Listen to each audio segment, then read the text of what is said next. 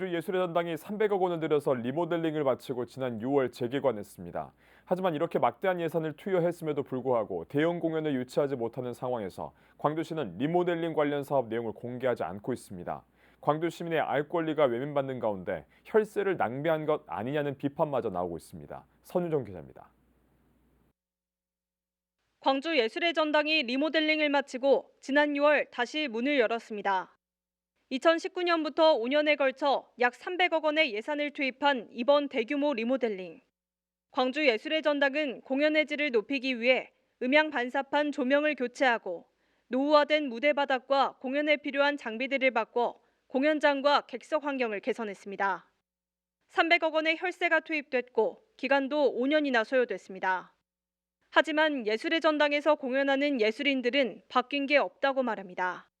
잔향을 더 확보를 하는 목표를 가지고 리모델링을 한다라고 했는데 잔향을 확보할 수 있는 음향 반사판을 사용이 되었는지는 모르겠으나 나머지 공간들에서 이런 잔향들을 잡아먹는 객석 쪽이나 이런 쪽에서는 이런 장식으로 되어 있어서 오히려 연주자들의 입장에서는 기존의 대극장 잔향과 거의 다르지 않다라고 느껴지는 부분들이.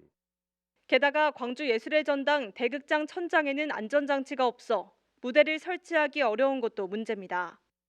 리모델링을 진행했지만 국내외 대형 콘서트와 뮤지컬을 비롯한 공연을 유치할 수 없는 상황.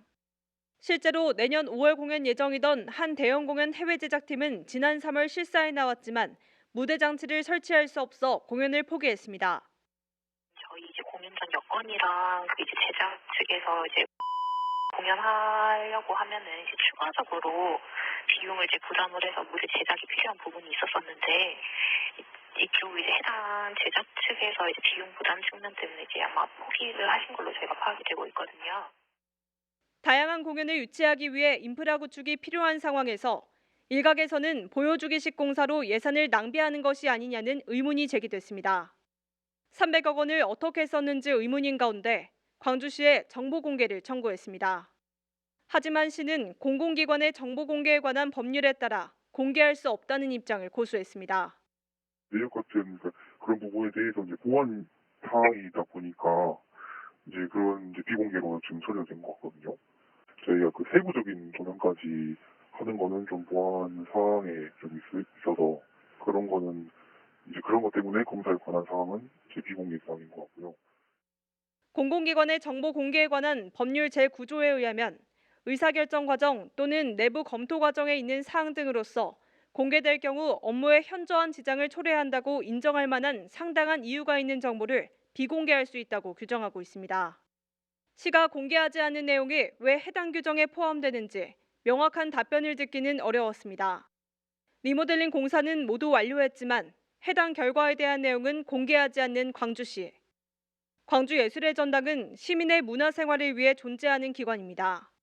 하지만 대규모 리모델링에도 불구하고 국내외 유명 공연을 유치할 수 없는 현실. 300억이라는 막대한 예산을 투입하고도 시민에게 문화향유 기회도 줄 수 없는 상황입니다. 지역민의 많은 혈세가 투입된 광주예술의 전당 리모델링 사업과 관련해 해당 내용을 광주시는 하나도 공개하지 않고 있습니다. 광주예술의 전당 개선 효과에 혹평이 쏟아지는 가운데 광주시는 변화를 기대했던 지역민의 불만을 피하기 어려워 보입니다. CNB 뉴스 선유정입니다.